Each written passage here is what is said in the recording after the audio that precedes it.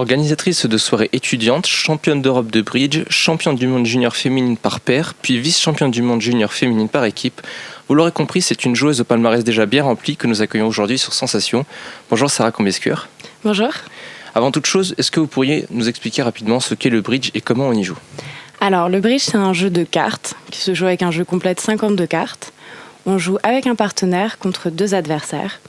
Et le but du jeu va être en fait de communiquer sur ces cartes pour établir un contrat qu'on va devoir réaliser ensemble.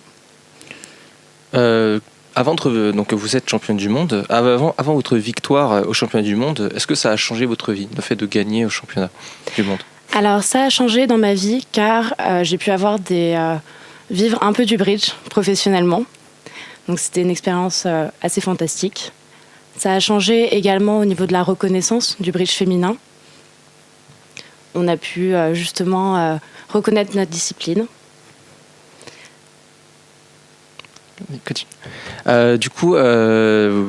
Racontez-nous un peu, parce que vous avez vécu plusieurs compétitions dans le bridge. Est-ce que vous pourriez nous raconter un peu comment ça s'est passé, l'année où vous avez remporté les championnats du monde de bridge ? Alors l'année où j'ai remporté peut-être en premier les championnats d'Europe, c'était mon premier championnat international. Donc je suis arrivée, je parlais pas un mot d'anglais, donc c'était assez compliqué de discuter avec les autres équipes. C'était très impressionnant, autant au niveau du nombre de participants, de rencontrer des gens qui venaient du monde entier. C'était une expérience incroyable. Le fait aussi de gagner, de monter sur l'estrade, de chanter la Marseillaise, de voir l'ensemble des autres équipes françaises nous applaudir. À mon avis, je pense que c'est mon meilleur souvenir, chanter la Marseillaise. Et les championnats du monde, ça a été justement le 2e titre que j'ai eu. Également incroyable. Chanter la Marseillaise, encore une fois, c'est, je pense, toujours la meilleure chose à la fin d'un championnat, c'est de gagner, d'être heureuse de gagner et de pouvoir avoir cette reconnaissance. Le bridge, c'est un jeu qui est quand même mondialement connu, enfin qui est pratiqué un peu partout dans le monde. Il y a combien d'équipes à peu près dans un championnat du monde, en moyenne ? En moyenne, si on compte toutes les catégories, il doit avoir environ 50 équipes. C'est beaucoup. C'est beaucoup. 50 équipes, sachant que chaque équipe fait état de 6 joueurs. Vous avez un souvenir particulier de championnat qui vous a marqué ? Une victoire ou un événement marquant ? C'était en 2018. On est allé en Chine, à Wuhan, une ville maintenant très très connue, mais à l'époque il n'était pas énorme. C'était incroyable. À la fin du championnat, on s'est retrouvés tous ensemble et j'étais à une table. On était de 11 nationalités différentes en train de faire un jeu, en train d'apprendre à se connaître. Donc, ce qui fait aujourd'hui que lorsqu'on voyage, on peut aller rencontrer des bridgers du monde entier qui nous accueillent à bras ouverts. Le bridge chez vous, c'est une histoire de famille. Votre frère en fait également, si je ne dis pas de bêtises. Votre père lui-même pratique le bridge. Il a été champion d'Europe en 2017, si j'ai bon. Comment est-ce que vous en êtes-vous arrivé à jouer au bridge finalement ? Alors, étonnamment, c'est ma mère qui nous a appris à jouer avec mon frère. On avait 8 ans. Donc, elle nous a emmenés dans les compétitions de bridge qui étaient tous les week-ends. Et elle nous a fait apprendre ce jeu sur le tas. On a progressé avec elle. Et on a notamment gagné, il y a 1 an, un championnat mixte français ensemble, mon frère, ma mère et moi. Ça vous est déjà arrivé des fois de faire des compétitions en famille ? C'était la première compétition en famille. Donc la gagner était une belle preuve de reconnaissance ou un remerciement pour elle. Comme dans beaucoup de disciplines, il existe des joueurs professionnels de bridge. Est-ce que vous aimeriez un jour devenir, pourquoi pas, joueur professionnel à part entière ? Alors aujourd'hui, je suis semi-pro, donc qui me permet d'aller faire des compétitions aux États-Unis en étant rémunérée. Donc c'est une opportunité incroyable. Mon frère, lui, a été professionnel de bridge pendant 1 an. C'est vrai que d'un côté, ça fait rêver, justement, de pouvoir vivre de sa passion. Mais je pense que non, je ne serai jamais professionnelle. Du fait de pouvoir garder justement cet amour pour le jeu. C'est quoi les contraintes pour un joueur professionnel de bridge ? Alors, il faut être extrêmement disponible. Il faut être disponible pour partir très loin, pendant 1, 2, 3 semaines. Et c'est une contrainte qui est quand même importante.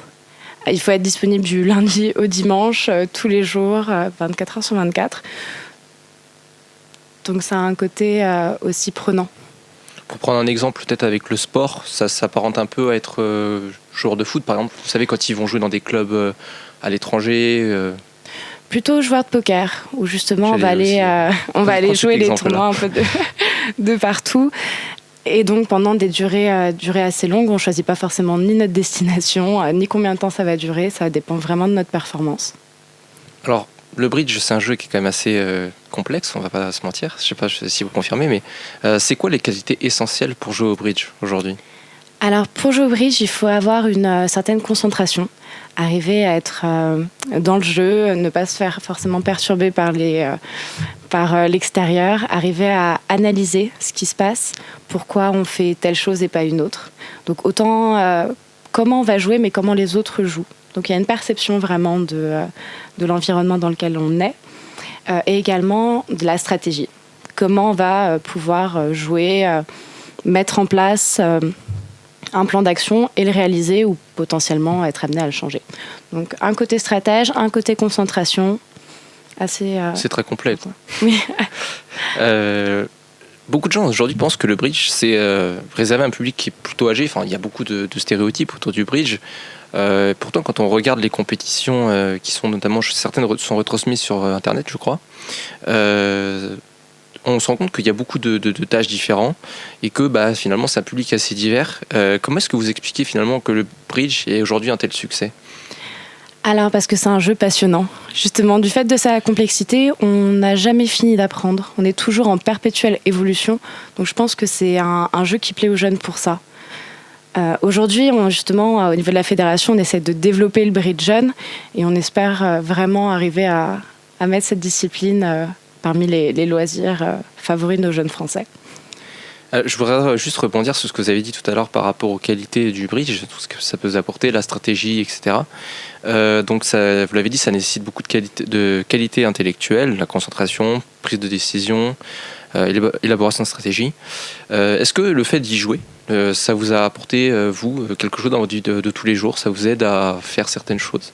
Dans mon travail, ça m'aide beaucoup. Je suis consultante et donc je gère de l'information, je trie de l'information et je la diffuse. Donc le fait de pouvoir prendre toutes les informations, de la trier, sélectionner ou de prendre des décisions assez rapidement, oui, ça m'aide. Les championnats auxquels vous participez, donc ça demande de la préparation, surtout que vous êtes semi-pro et puis vous faites quand même pratiquer le bridge à un certain niveau. Donc vous vous entraînez. C'est en quoi consiste foncièrement un entraînement de bridger, si c'est le mot, et surtout combien de temps ?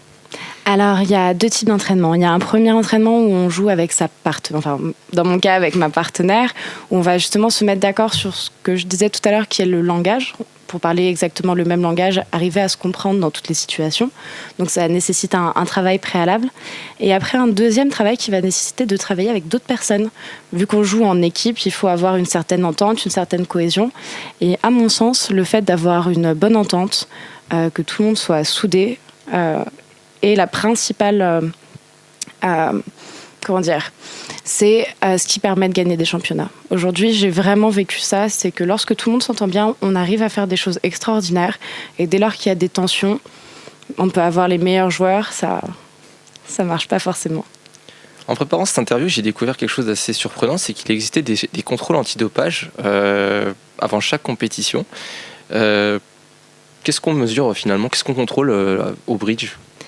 Alors, les contrôles antidopage, c'est assez aléatoire. Pas tout le monde est forcément testé. On sélectionne une poignée de joueurs et on est testé sur, par exemple, sur la présence de cannabis, la présence de n'importe quelle substance qui peut nous permettre d'être mieux concentrés plus longtemps, moins sujet à la fatigue.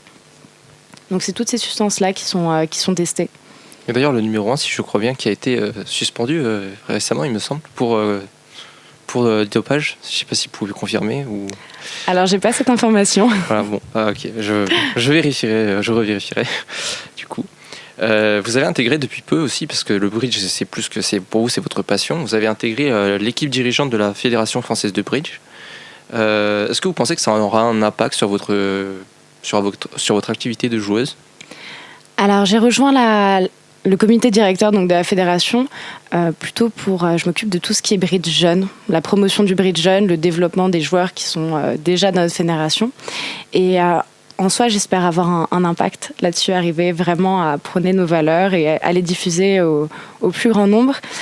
Dans ma vie personnelle, ça m'aide aussi à établir un objectif, le suivre, mettre mes plans d'action. Je suis très autonome. On me laisse une grande autonomie, donc ça, c'est aussi, à mon âge, une façon de faire mes preuves.